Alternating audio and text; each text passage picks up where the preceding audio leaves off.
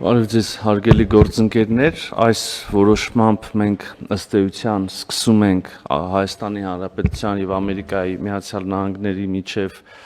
թրիփ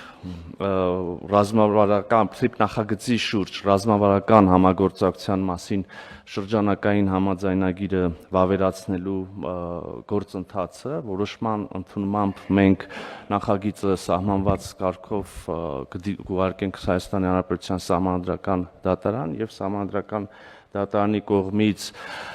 նշած միջազգային պայմանագրում Հայաստանի Հանրապետության սահմանադրությանը չհակասող ուրեմն դրույթներ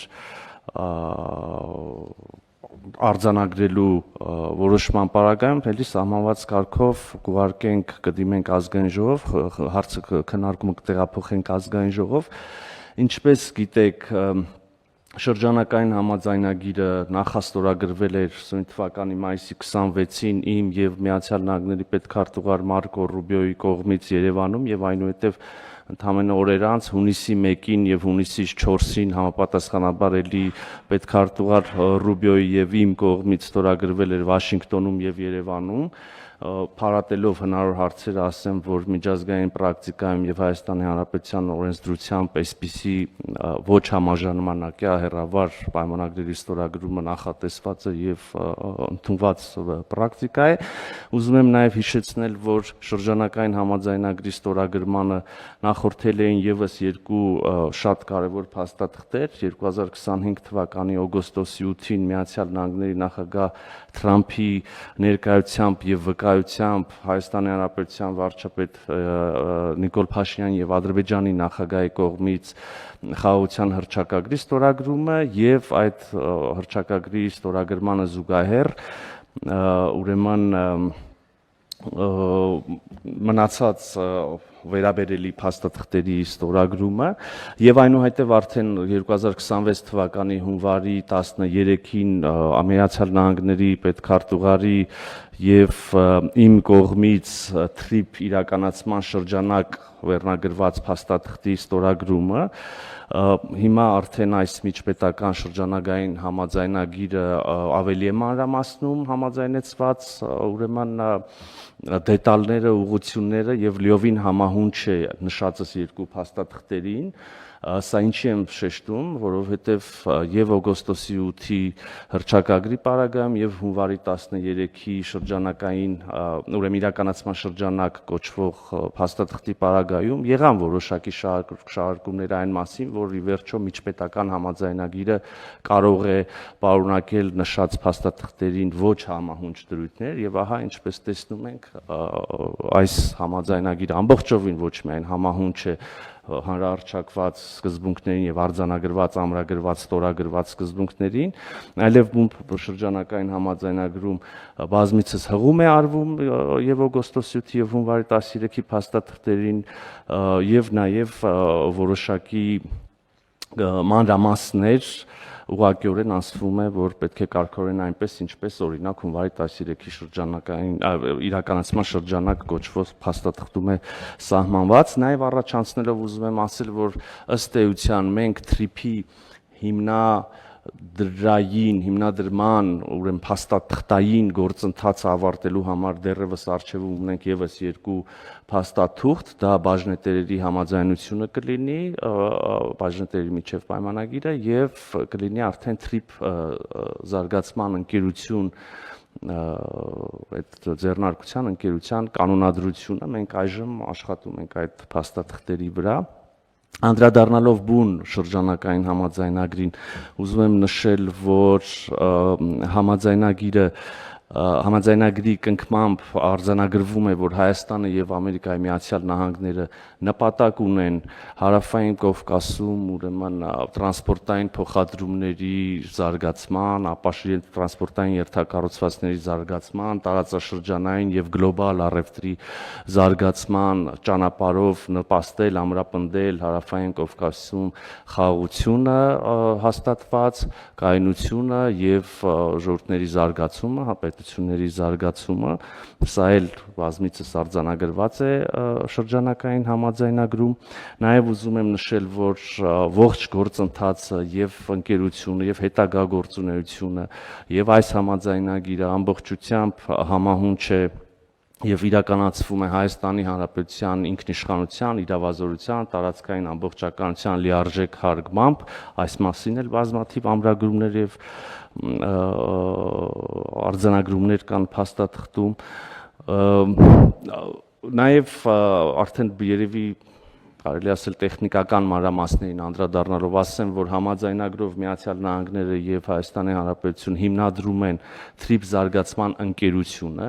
այս ընկերությունը կարողանա Հայաստանի Հանրապետության տարածքում տարբեր գոտիներում առանձին նախագծերի համար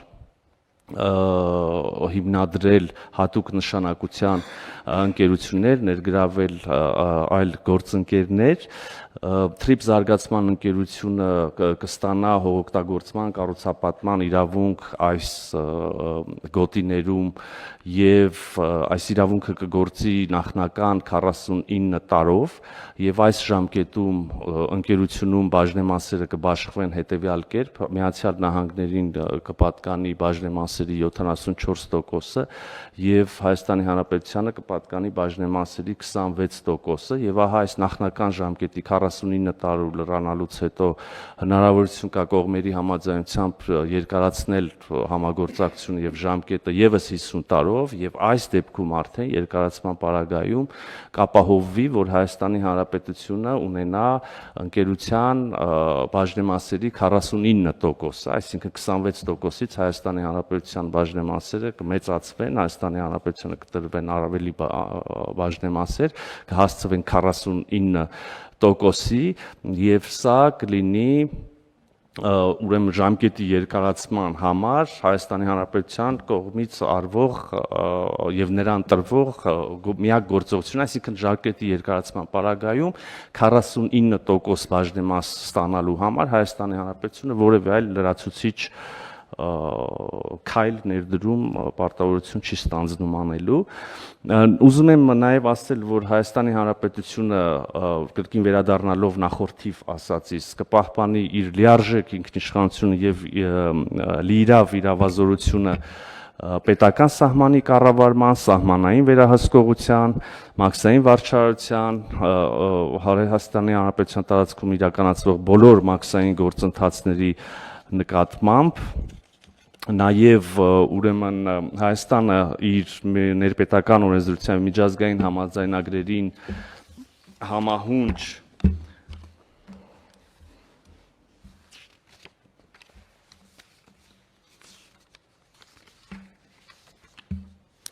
կշարունակի պատասխանատու լինել հետևյալի համար, սա էլ անհրաժեշտ եմ համարում ընդգծել,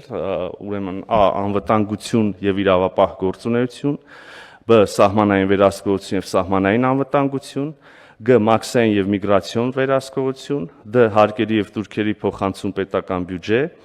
ե պետական տեղեկատվական համակարգեր, զ պետական վարչական գործառույթներ եւ վերահսկողություն, հարգելի գործընկերներ, ինչպես կարող եք նկատել, թվարկածս ամբողջովին ծածկում է եւ կարող է փարատել բոլոր հնարավոր մտահոգությունները, որոնք անկեղծորեն կարող էին առաջանալ բազմաթիվ քննարկումների ընթացքում Հայաստանի Հանրության շրջանում եւ այն չարամիտ շահարկումները, որոնց մենք ականատես ենք եղել վերջին ամիսների առնվազն ընթացքում։ Այստեղ հավելեմ նաեւ, որ այս գործառույթների իրականացման համար կարող է սահմանվել front office, back office, ուրեմն սկզբունքով աշխատանքի բաժանում եւ այդ front office-ի համար կարող են ներգրավել մասնավոր օպերատորներ, սա մի պրակտիկա է, որը Հայաստանի Հանրապետությունում արդեն կա,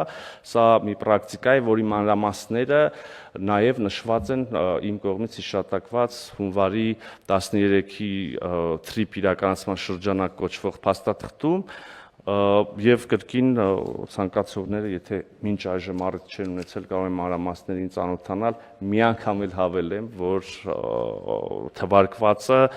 եւ այստեղ եւ ուրեմն հունվարի 13-ի փաստաթղթում front office back office բաշխվածության համատեքստում փառատել եւ կշարունակի փառատել բոլոր հնարավոր մտահոգությունները։ Ես այստեղ թերևս կանգ առնեմ, պարոն Գրիգորյան, եթե հնչեցվածի կամ չհնչեցվածի մասին կան հարցեր, իհարկե սիրով կպատասխանեմ։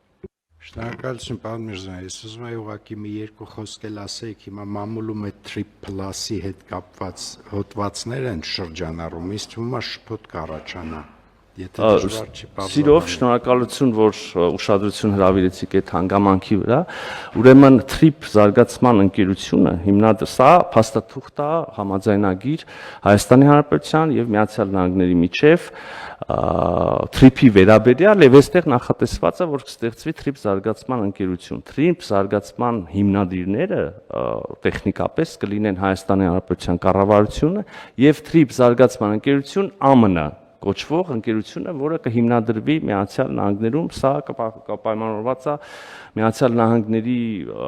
իրավական կարգավորումներով, իրենց ունեցած կառավարությանը վերապահված լիազորություններով կամ սահմանափակումներով, հա։ Եվ ահա Trip զարգացման ընկերություն ԱՄՆ կոչվող ընկերության մեջ եւ այս ծրագրի իրականացման համար ներդրումներ ներգրավելու համար ստեղծվում է մի ամերիկյան ընկերություն, որի անունը Trip Plus-ը, իրավական առումով սա մեր էս Trip զարգացման ընկերության հետ շատ, այսպես ասած, ինչպես ներկայացեցի, միջնորդավորված եւ անուղղակի կապ ունի։ Եվ այս Trip Plus կոչվող ամերիկյան ներդրումային ըստ ամենայնի ընկերության ղեկավարը նշանակված մարդը եւ այս հիմնադրումն արված այն ինչ որ մեր մամուլում այսօր եւ երեք ես նկատեցի գրվել է, վերաբերվում է դրան, այդ Trip Plus ներդրումային ընկերությանը, սա Հայաստանի տարածքում գործելիք, հիմնադրվելիք Trip զարգացման ընկերության հետ շատ անուղղակի կապ ունի։ Հա, շատ շնորհակալություն, պարոն Միրզոյան, դա ստացիոն ֆոնդ է, որը գեներացնում է միջոցներ հետագայում կոնտինենտալ իմաստով ներդրումներ անելու եւ այդ ումստեղ շատ լավ, խնդրեմ հարգելի գործընկերներ, կան հարցեր պարոն Միրզոյանին կամ հարցի հետ կապված։ Մենք սա հրապարակել ենք, չէ՞։ Պարոն Գրիգորյան, մենք հրապարակել ենք եւ օգոստոսի փաստաթուղթը եւ հունվարի 13-ի փաստաթուղթը եւ սա ստորագրվելուց հետո։ Ու Սահմանադրական դատարանում կառավարությանը ներկայացնելու է արտաքին գործերի նախարարի տեղակալ, պարոն Շատ լավ, շատ շնորհակալություն, պայմանավորվեցինք, առաջարկում եմ ընդունել որոշումը, ովքեր են դեմ չկա, որոշումն ընդունվեց։